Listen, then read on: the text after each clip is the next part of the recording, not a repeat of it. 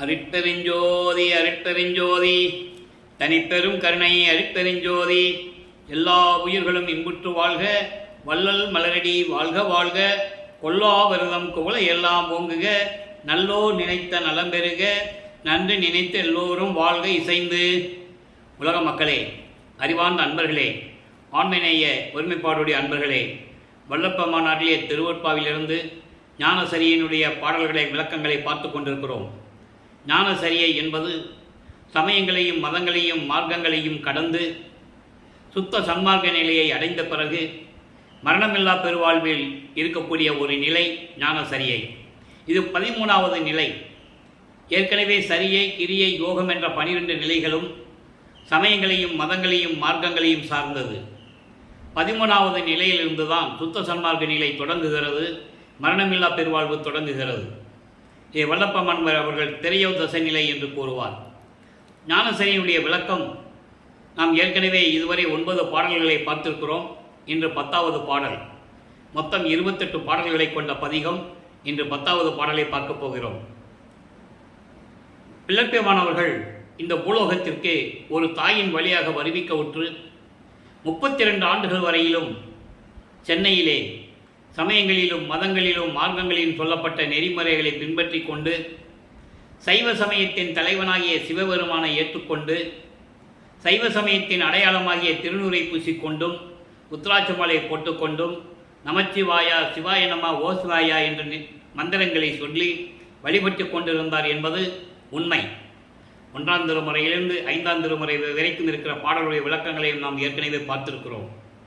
சுத்த சன்மார்க்கத்தை பெற்ற பிறகு இந்த சமயங்களையும் மதங்களையும் மார்க்கங்களையும் சேர்ந்த தலைவர்கள் எல்லாம் கடவுளர்கள் நிலையில் இல்லை, கடவுள் நிலைக்கு கோடான கோடி பங்கு கீழ்நிலையில் இருக்கின்றார்கள் என்ற உண்மையை உலக மக்களுக்கு தெரிவித்தார்கள். சுத்த சன்மார்க்கத்தின் தலைவனாகிய அருட்பெருஞ்சோதி ஆண்டவர்தான் இந்த பிரபஞ்சத்திலே ஆதியும் அந்தமில்லா தோன்றிய இறைவன், சுயமாக தோன்றிய இறைவன், சாதிகளையும் மதங்களையும் மார்க்கங்களையும் கடந்த இறைவன் என்ற நிலையை உலக மக்களுக்கு திருவொற்பாவின் மூலமாக நமக்கு அருளியிருக்கிறார்கள் வல்லப்பெருமான் அவர்கள். ஏற்கனவே பிரபஞ்சத்தில் கூறப்பட்ட உண்மைகளையெல்லாம் ஒரு பெட்டியிலே அடைத்து பூட்டி விட்டார்கள். அந்த பூட்டை உடைப்பதற்காக தான், அந்த பூட்டை உடைத்து பிரபஞ்சத்தின் ரகசியங்களை உலக மக்களுக்கு தெரிவிப்பதற்காகத்தான் இந்த பூலோகத்தில் நான் வருவிக்க விட்டேன் என்று தெளிவாக நமக்கு அருளியிருக்கிறார்கள். அந்த நிலையில் இருக்கும்போது சுத்த சன்மார்க்கத்தின் நிலையில் இருந்து கொண்டு இந்த ஞானசரியுடைய பாடல்களை நாம் கவனிக்க வேண்டும். இன்றைக்கு 10வது பாடல் நல்ல கவனிங்க.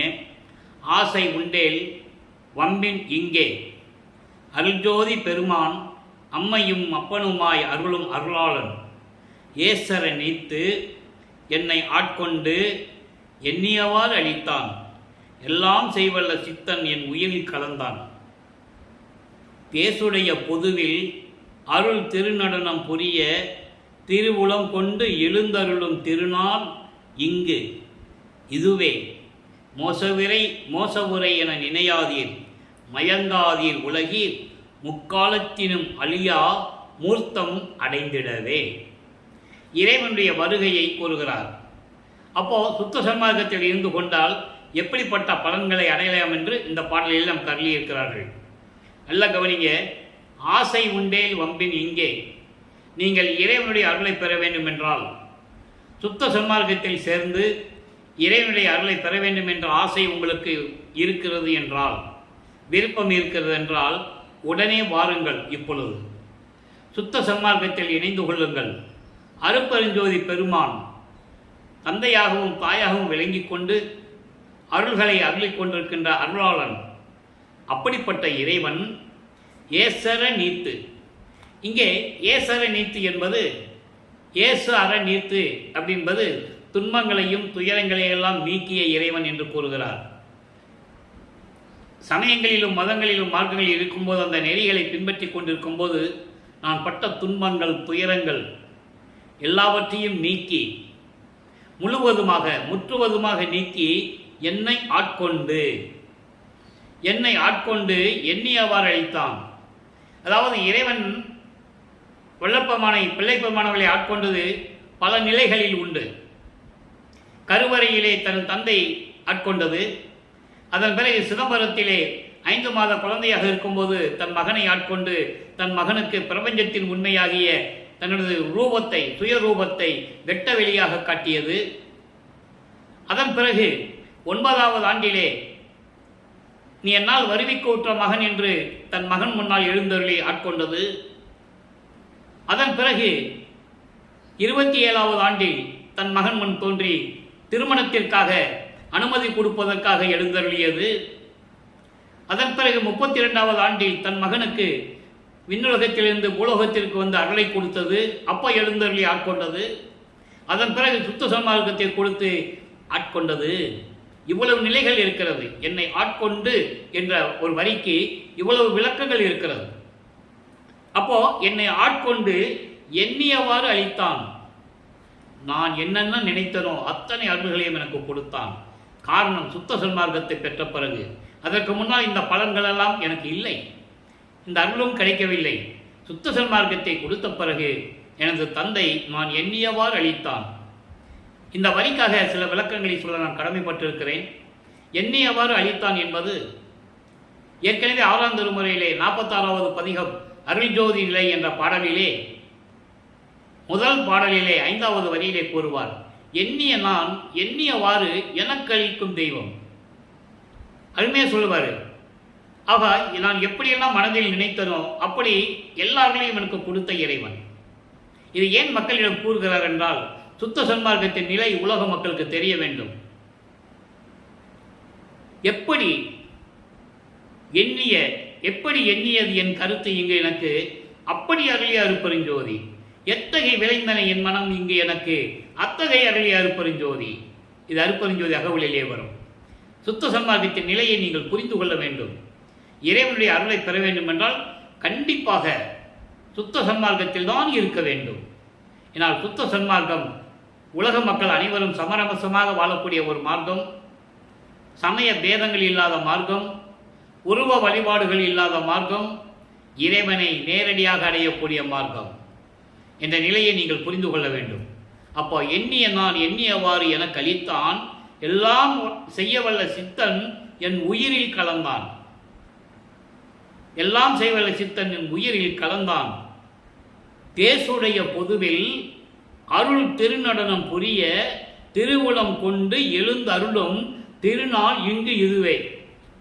அதாவது ஒளி பொருந்திய தேசு என்பது ஒளி, பரிபூரணமாக ஒளி பொருந்திய சத்தியஞான சபையிலே திருவிளையாடல் செய்து கொண்டும் அருள் நடனம் செய்து கொண்டு திருவிளையாடல் செய்யக்கூடிய நேரம், திருவுளம் கொண்டு எழுந்தருளும் நேரம் வந்துவிட்டது. ஆக இறைவன் வருகின்ற நேரம் வந்துவிட்டது.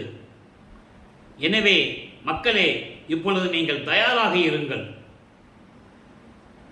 இதுவே அதாவது மோச உரை என நினையாதீர். நான் பொய் சொல்கிறேன், உங்களை ஏமாத்துறேன் அப்படின்னு நீங்கள் நினைக்காதீங்க. உலக மக்களே, தயவு செய்து அப்படி நினைக்காதீர்கள், மயங்காதீர்கள். சந்தேகம் அடைய வேண்டாம், அஞ்ச வேண்டாம், மயங்க வேண்டாம். தைரியமாக இருங்கள், உறுதியாக இருங்கள். இறைவன் வருகின்ற நேரம் வந்துவிட்டது.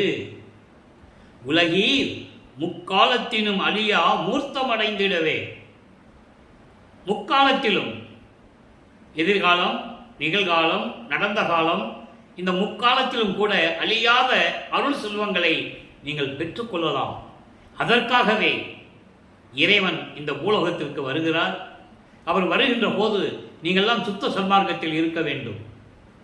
கொலையும் குலையும் தவிர்த்து இருக்க வேண்டும். உயிர் நேயத்தோடு இருக்க வேண்டும்.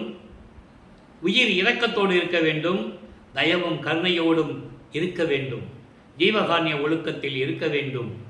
இந்த நிலையில் நீங்கள் இருந்து கொண்டு சுத்த சன்மார்க்கத்தில் இருந்து கொண்டால் இறைவன் உடைய வருகையினால் நீங்கள் முக்காலத்திலும் அழியாத அருள் செல்வங்களையும் நோயற்ற வாழ்வையும் மரணமில்லா பெருவாழ்வையும் நீங்கள் பெற்றுக்கொள்ளலாம் என்று இந்த பாடலில் நமக்கு அருளியிருக்கிறார்கள்.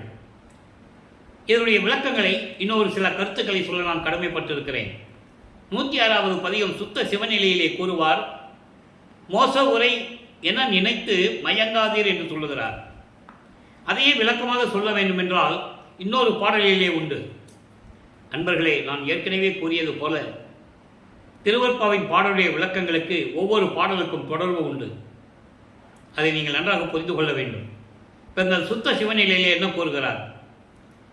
மோச உரை என நினைத்து மயங்காதீர் உலகீர். அந்த வார்த்தைக்கு இந்த பாடலில் விளக்கம் பாருங்க. பொய் உரை என்று எண்ணுதீரேல், பொய் உரை என்று எண்ணுதீரேல் போமின் புறக்கடையில், மெய்யுரை என்று எண்ணுதீரேல் மேவுமினோ. ஐயன் அருள் சித்தியெல்லாம் வல்ல திருக்கூத்து உளவாமல் இத்தினம் தொட்டு ஆடுகிற்பான் இங்கு.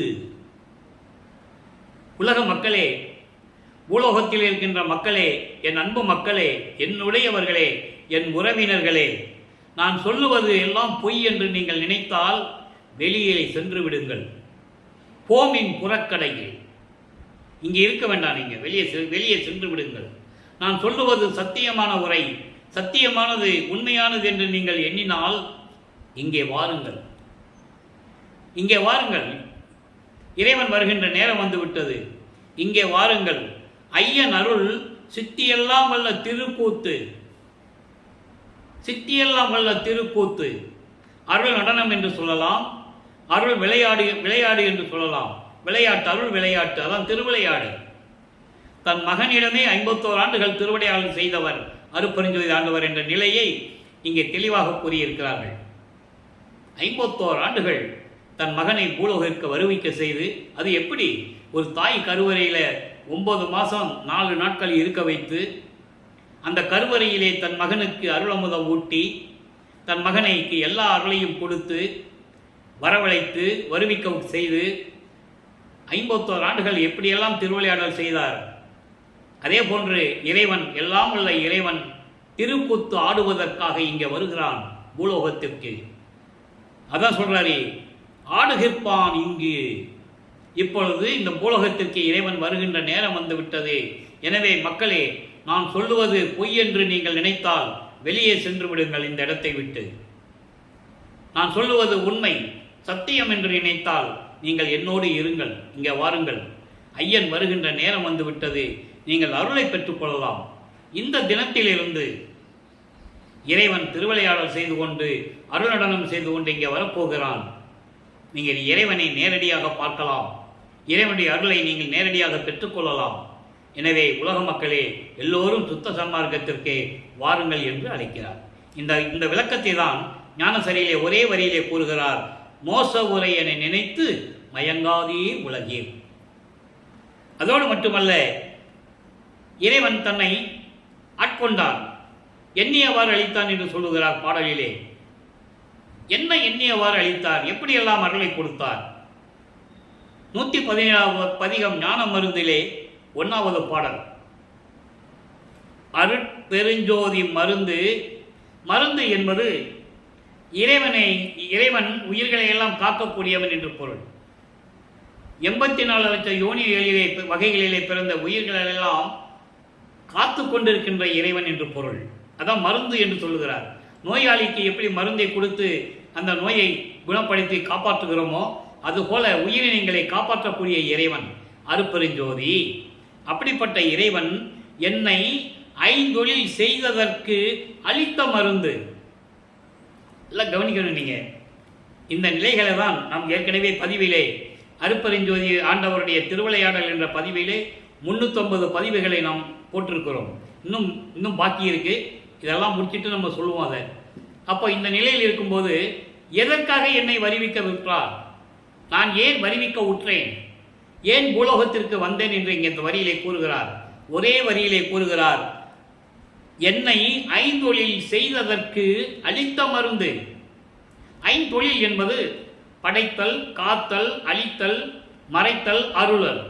இந்த 5 தொழில்களையும் பிரபஞ்சத்தை உருவாக்கி உலகங்களை படைத்து அந்த உலகங்களுக்கு ஏற்ற தலைவர்களை உருவாக்கி 5 பத தலைவர்களை உருவாக்கி ஒவ்வொரு உலகத்திற்கும் தலைவர்களை உருவாக்கி அந்த பத தலைவர்களுக்கு 5 தொழில்களை கொடுத்து படைத்தல், காத்தல், அழித்தல், மறைத்தல், அருளல். பிரம்மன், திருமால், ருத்திரன், மகேஸ்வரன், சதாசிவம். 5 தொழில்களை இந்த 5 பதத்தலைவர்கள் செய்து கொண்டிருக்கிறார்கள். ஒவ்வொரு பதத்தலைவனுக்கும் ஆயுள் காலம் உண்டு. பிரமனுக்கு 4,32,000 வருடங்கள், திருமாலுக்கு 8,64,000 வருடங்கள், ருத்திரனுக்கு 12,96,000 வருடங்கள், மகேஸ்வரனுக்கு 17,28,000 வருடங்கள். இந்த 4 பதங்களுடைய மொத்த டோட்டலாக சேர்த்து சதாசிவத்துக்கு உண்டு. ஏனென்றால் பிரமன் இறந்த பிறகு படைக்கும் தொழிலை திருமால் செய்ய வேண்டும். அதனால் திருமாலுக்கு 2 பிரம ஆயுசு. இப்படி ஒவ்வொன்றுக்கு கணக்கு கூறியிருக்கிறார்கள் வல்லப்பமானவர்கள். அப்போ இவர் தொழிலை முடிந்த பிறகு அதன் பிறகு இந்த பூலோகத்தை இயக்க வேண்டும். சதாசிவத்திற்கு 43,20,000 வருடங்களிலே 51 வருடங்கள் பாக்கி இருக்கிறது. அப்ப அந்த 51 ஆண்டுகளுக்கு பிறகு இந்த பிரபஞ்சத்தை இயக்க வேண்டும். அவர்களை நம்ப தயாரா இல்லை அருட்பெருஞ்சோதி ஆண்டவர். ஏற்கனவே அவர்களை உருவாக்கி பிரபஞ்சத்தை இயக்க வைத்ததனால்தான் இவ்வளவு அனர்த்தங்கள் ஏற்பட்டது. சமயங்கள் உருவானது, மார்க்கங்கள் உருவானது. அப்பவே மார்க்கங்கள் உருவாகிவிட்டது. கிரேத யுகத்திலே கலங்க மார்க்கம், திரேத யுகத்திலே திராவக மார்க்கம், துவாபர யுகத்திலே நவநீத மார்க்கம், கலியுகத்திலே பஸ்ம மார்க்கம். அப்பவே மார்க்கங்களும் சமயங்களும் சைவம், வைஷ்ணவம், கௌவாரம், சௌரம், காணாபத்தியம் என்று போன்ற சமயங்களும் மதங்களும் தோன்றிவிட்டன. அதனால்தான் இவ்வளவு பிரச்சனைகள் நடந்து கொண்டிருக்கிறது. மறுபடியும் அவர்களிடம் இந்த பதவியை கொடுக்க அருட்பெருஞ்சாண்டவருக்கு மனம் இல்லை. அதனால் அவர்களிடம் இந்த பதவியெல்லாம் பறித்து, அந்த தொழில்களை எல்லாம் பறித்து தான் செய்து கொண்டிருக்கின்ற காலகட்டங்களில் 51 ஆண்டுகளுக்கு பிறகு இந்த பிரபஞ்சத்தை இயக்குவதற்கு தன் மகனிடம் ஒப்படைக்க வேண்டும் என்பதற்காகத்தான் தன் அருளால் பெற்ற ஒரு ஆண்மகனை ஒரு தாயின் கருவறையிலே இருக்க வைத்து, அதன் பிறகு இந்த பூலகிற்கு வருவிக்க செய்து 51 ஆண்டுகள் திருவிளையாடல் செய்து தன் மகனிடம் அதற்கப்புறம் 5 தொழில்களை நீ செய் மகனை என்று கொடுக்கிறார். அதை இங்க ஒரே வரியிலே கூறுகிறார். என்னை 5 தொழில் செய்ததற்கு அளித்த மருந்து.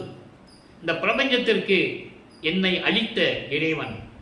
அப்படிப்பட்ட இறைவன் அருட்பெருஞ்சோதி ஆண்டவர். பொருள் பெரும் போகம் மருந்து, என்னை புறத்தும் அகத்தும் புணர்ந்த மருந்து. அருள் செல்வங்களையும் பேரின்பத்தையும் கொடுத்த இறைவன் அருட்பெருஞ்சோதி ஆண்டவர். என்னை அகத்தும் புறத்தும், இதை பிண்டத்திலும் அண்டத்திலும் சொல்ல வேண்டும். பிண்டத்திலும் சரி, அதாவது இந்த பூலோகத்திலும் சரி, அண்டங்களிலும் சரி, என்னை புணர்ந்த மருந்து, என்னிடம் வந்து கலந்து கொண்ட இறைவன் என்று கூறுகிறார். பிண்டத்திலே அகம் என்பது ஆன்மா, அகப்புறம் என்பது ஜீவன், புறம் என்பது ஐம்பொறிகள், கண், காது, மூக்கு, இவை அந்த கரணங்கள். புறப்புறம் என்பது அந்த கரணங்கள். பிண்டங்களிலே இது. அண்டங்களிலே அகம் என்பது அக்கினி, அகப்புறம் என்பது சூரியன், புறம் என்பது சந்திரன், புறப்புறம் என்பது ஒளிப்பொருளாகிய நட்சத்திரங்கள். ஆக எல்லாவற்றையும் என்னோடு கலந்து கொண்ட இறைவன் அருட்பெருஞ்சோதி ஆண்டவர் என்று கூறுகிறார். எனவே இன்றைய பாடல் ஞான சொல்லிய விளக்கம் உங்களுக்கு புரிந்திருக்கும் நான் கருதுகிறேன். என்னை எப்படிப்பட்ட இறைவன் என்னை ஆட்கொண்டு இந்த பூலோகத்தை வருவிக்க செய்து என்னை ஆட்கொண்டு எனக்கு சுத்த சன்மார்க்கத்தை கொடுத்து நான் எண்ணியவாறு நான் எப்படியெல்லாம் நினைத்தனோ அப்படியெல்லாம் எனக்கு அருளை கொடுத்த இறைவன் இப்போ பூலோகத்திற்கு வரப்போகிறார். இங்கே திருவிளையாடல் செய்து கொண்டு, அருளடனம் செய்து கொண்டு உயிர்களை காப்பதற்காக இந்த பூலோகத்திற்கு வரப்போகிறார். எனவே நான் சொல்லுவதை பொய் என்று நீங்கள் நினைக்காதீர்கள் உலக மக்களே. நான் சொல்லுவதெல்லாம் உண்மை, சத்தியம். நீங்கள் இப்போ வந்து சுத்த சன்மார்க்கத்தில் சேர்ந்து கொண்டால் இறைவன் வருகின்ற நேரம் வந்து விட்டது. இப்போ சுத்த சன்மார்க்கத்தில் நீங்கள் வந்து சேர்ந்து கொண்டால் நீங்கள் நினைத்ததையெல்லாம் இறைவனிலிருந்து பெற்றுக்கொள்ளலாம். முக்காலத்திலும் அழியாத அத்தனை அருள் செல்வங்களையும் நீங்கள் பெற்றுக்கொள்ளலாம். எனவே உலக மக்களே, விரைந்து வாருங்கள், சுத்த சன்மார்க்கத்தில் சேர்ந்து கொள்ளுங்கள் என்ற நிலையை உலக மக்களுக்கு தெரிவிக்கிறார்கள். ஏன் இந்த நிலையை உலக மக்களுக்கு தெரிவிக்கிறார்கள் என்ற விளக்கத்தையும் கொஞ்சம் பார்க்க வேண்டும். இந்த பிரபஞ்சம் தோன்றிய காலத்திலிருந்தே சமயங்களும் மதங்களும் மார்க்கங்களும் உருவாகிவிட்டபடியால் இந்த சமயங்களையும் மதங்களையும் மார்க்கங்களையும் சேர்ந்த தலைவர்களை உருவகப்படுத்தி அவர்களுக்கு விளக்கத்திற்கு ஏற்றபடி உருவகப்படுத்தி அதற்கேற்றபடி ஆலயங்கள் அமைத்து எந்த மதங்களெல்லாம் இருந்தாலும் சரி, அந்த மதங்களை சேர்ந்த தலைவர்களை உருவகப்படுத்தி சிவனாலயம், திருமாலாலயம், கிறிஸ்துவ பெருமக்கள் சர்ச்சு, தேவாலயங்கள், இஸ்லாமிய பெருமக்கள் மசூதி, இப்படி என்றெல்லாம் உருவாக்கி அவர்களுடைய மதங்களில் கூறப்பட்ட நெறிகளையும், அவர்களுடைய மார்க்கங்களில் கூறப்பட்ட நெறிகளையும், சமயங்களில் கூறப்பட்ட நெறிகளையும் பின்பற்றி அந்தந்த சமய மக்களுக்கு ஏற்றபடி வழிபாட்டு முறைகளை அமைத்து மக்களை வழிபட செய்து விட்டார்கள்.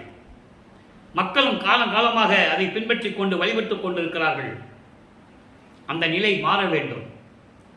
இறைவனுக்கு இது தேவையில்லை, இறைவனுக்கு இது உகந்ததல்ல என்பதை அருட்பெருஞ்சோதி அகவலிலே தெளிவாக கூறியிருக்கிறார்கள். சாதி மதமும் சமயமும் பொய் என ஆதியில் உணர்த்திய அருட்பெருஞ்சோதி. சாதி மதமும் சமயமும் காணா ஆதி அனாதையாம் அருட்பெருஞ்சோதி. ஆக இதெல்லாம் இறைவனுக்கு தேவையில்லை. இந்த விளக்கங்களை உலக மக்களிடம் ஆதியிலிருந்து, அதாவது முதலிலிருந்து உலக மக்களுக்கு இது தெரியப்படுத்தவில்லை. அதனால் மக்களுக்கு உண்மை நிலை தெரியவில்லை. இயற்கை உண்மை விளக்க கடவுளையாக அருட்பெருஞ்சோதி அவருடைய அருள் ஆற்றலையும் சுத்த சன்மார்க்கத்துடைய நிலையையும் உலக மக்களுக்கு தெரியப்படுத்தாமல் விட்டுவிட்டார்கள். அதை நீக்க வேண்டும். உலக மக்களை எல்லாம் சுத்த சன்மார்க்கத்தில் இணைக்க வேண்டும். அதற்காகத்தான் தான் வருவிக்க உற்றேன் என்று கூறுகிறார். ஆன்ற சன்மார்க்கம் அணி பெற என்னைத்தான் ஈன்று அமுது அளித்த இனிய நற்றாயே என்று கூறுவார். இந்த பிரபஞ்சத்திலேயே உலக மக்களுக்கு சுத்த சன்மார்க்கத்தை தெரியப்படுத்த வேண்டும் என்பதற்காகவே, அந்த சுத்த சன்மார்க்கத்தை நிலைநிறுத்த வேண்டும் என்பதற்காகவே எனது தந்தை இந்த பூலோகத்திற்கு எனக்கு வருவிக்க செய்து அருளமுதம் ஊட்டி என்னை வளர்த்து கொண்டிருந்தார் என்று கூறுகிறார். அகத்தை கருத்து புறத்தை வெளுத்திருந்த உலக அனைவரையும் சகத்தை திருத்தி சமயங்களையும் மதங்களையும் மார்க்கங்களையும் கூறப்பட்ட நெறிமுறைகளை பின்பற்றி கொண்டு இந்த உலக மக்கள் துன்பங்களையும் துயரங்களையும் அனுபவித்துக் கொண்டிருந்தார்கள். அவர்களையெல்லாம் திருத்தி என்பது சுத்த சன்மார்க்கத்தினுடைய விளக்கங்களை சொல்லி எல்லாரையும் சுத்த சன்மார்க்கத்தில் இணைத்து சன்மார்க்கத்தை அடைவித்திட அவரும் இகத்தை பரத்தை பெற்று அவர்களும் இந்த பூலோகத்திலே எல்லா இன்பங்களையும் பேரின்பங்களையும் செல்வங்களை எல்லாம் பெற்று மகிழ்வோடு வாழ வேண்டும் என்பதற்காகவே, இன்புற்று வாழ வேண்டும் என்பதற்காகவே என்னை உகத்தே இறைவன் வருவிக்க உற்றேன், அருளை பெற்றேனே. இந்த உகத்தே என்பது இந்த கலியுகத்தில், அப்ப கலியுகம் நடந்து கொண்டிருக்கிறது. இவர் வருவிக்க உற்ற ஆண்டு கலியுகம் நடந்து கொண்டிருக்கிறது. 1823 ஆண்டு 5/10/1823 இறைவனுடைய திருவிளையாடல் தொடங்கிய ஆண்டு 1/1/1823. அப்போ கலியுகம் 1900 ஆண்டுகளிலே முடிவடைகிறது. முடிந்துவிட்டது கலியுலகம் 1900 ஆண்டுகளிலே. கலியுகத்திற்கே மொத்தம் 5000 ஆண்டுகள் தான். அப்போ ஏற்கனவே யுகங்களில் தோன்றிய சமயங்களும் மதங்களும் மார்க்கங்களும் அழிந்து விட்டன. இது உலக மக்களுக்கு தெரியவில்லை. இந்த உண்மையை யாரும் கூறவில்லை. அந்த உண்மையை சொல்லுவதற்காகத்தான் பெட்டியில் பூட்டிய அந்த ரகசியங்களை எல்லாம் உலக மக்களுக்கு தெரியப்படுத்த வேண்டும் என்பதற்காகத்தான் நான் வருவிக்க விட்டேன் என்று கூறுகிறார். எனவே அன்பர்களே, நீங்கள்லாம் சுத்த சன்மார்க்கத்தில் இணைந்து, சுத்த சன்மார்க்கம் என்பது நான் ஏற்கனவே பல விளக்கங்களை கொடுத்திருக்கிறேன். 5 ஆண்டுகளாக யூடியூப்பில் பேசிகிட்டு இருக்கேன். சமயங்களையும் மதங்களையும் மார்க்கங்களையும் சாராத ஒரு மார்க்கம். நல்லா புரிஞ்சுக்கணும். நீங்கள் இது விரோத மார்க்கம் அல்ல, வினோதமான மார்க்கம் அல்ல, உலக மக்களுக்கு தேவையான மார்க்கம். எல்லோரும் சமரசமாக வாழ வேண்டும் என்பதற்கான இறைவனால் உருவாக்கப்பட்ட மார்க்கம். இந்த சமரச சுத்த சன்மார்க்கம் ஒன்றுதான் இறைவனால் உருவாக்கப்பட்டது. மற்ற மார்க்கங்களும் சமயங்களும் மதங்களெல்லாம் அவர்களுடைய தலைவர்கள் உருவாக்கியது. அதெல்லாம் அழியக்கூடியவை. திருவொற்பாவிலில் தெளிவாக நமக்கு அழியிருக்கிறார்கள். ஆக வருங்காலங்களில் இந்த சதுர யுகத்தில் இப்போ ஒளியுகம் நடந்து கொண்டிருக்கிறது. 4 யுகங்கள் முடிந்து ஒளியுகம் நடந்து கொண்டிருக்கிறது. இந்த சதுர யுகத்திலே சுத்த சன்மார்க்க காலம் நடந்து கொண்டிருக்கிறது. எல்லா யுகங்களுக்கும் ஆயுள் காலம் உண்டு. இந்த சுத்த சன்மார்க்க காலத்துக்கு ஆயுள் காலம் இல்லை, நிலையானது, அழிவு இல்லை. அதனால்தான் சுத்த சன்மார்க்கத்துக்கு வாருங்கள் மக்களே என்று அழைக்கிறார் விளப்பமானவர்கள். எனவே நீங்களாம் சுத்த சன்மார்க்கத்தில் இணைந்து கொலையும் புலையும் தவிர்த்து உயிர்களை கொலை செய்வதை நிறுத்த வேண்டும். அப்படி அந்த உயிரை கொன்று அந்த நாறுகின்ற உடம்பை துர்நாற்றம் பிடித்த அந்த உடம்பை சமைத்து நம் உணவுக்கு உணவாக எடுத்துக்கொள்ளக்கூடாது. அது இறைவனுக்கு உகந்ததல்ல. எனவே கொலையும் புலையும் தவிர்த்து சைவ நெறியில் இருந்து கொண்டு, சைவ நெறி என்பது சுத்த சன்மார்க்க நெறி. அப்போ சுத்த சன்மார்க்க நெறியினுடைய தலைவன் அருட்பெருஞ்சோதி ஆண்டவர் ஜோதி வடிவில் இருக்கிறார். அவரை ஒரு மண் அகல் விளக்கிலே தீபமேற்றி அருட்பெருஞ்சோதி அருட்பெருஞ்சோதி தனிப்பெருங்கருணை அருட்பெருஞ்சோதி என்ற மகாமந்திரத்தை சொல்லி உங்களின் குறைகளை இறைவனிடம் சொல்லுங்கள். அவனுக்கு நமக்கெல்லாம் தந்தையானவன், தாயுமானவன். தந்தையும் தாயுமானவனாகிய அருட்பெருஞ்சோதி ஆண்டவரை வணங்கி இறைவனுடைய அருளை பெற்றுக்கொண்டு நீங்கள் இந்த வையகத்தில் வாழ்வாங்கு வாழ வேண்டும், நோயற்ற வாழ்வில் வாழ வேண்டும், மரணமில்லா பெருவாழ்வில் நீங்கள் இருக்க வேண்டும். எனவே இறைவனை வணங்கி எல்லாரையும் பெற்றுக்கொண்டு இன்புற்று வாழ வேண்டும் என்று தயவோடையும் கருணையோடையும் இறைவனுடைய ஆசி பெற்ற என்ற முறையில், பெற்றவன் என்ற முறையில் இந்த வள்ளலார் ஒளியன் விடைபெறுகிறேன். நன்றி, வணக்கம். நாளையும் ஞானசரிய விளக்கம் கிடைக்கும். கண்டு கழித்து இறைவனர்களை பெற்றுக்கொள்ளுங்கள். அருட்பெருஞ்சோதி அருட்பெருஞ்சோதி தனிப்பெருங்கருணை அருட்பெருஞ்சோதி.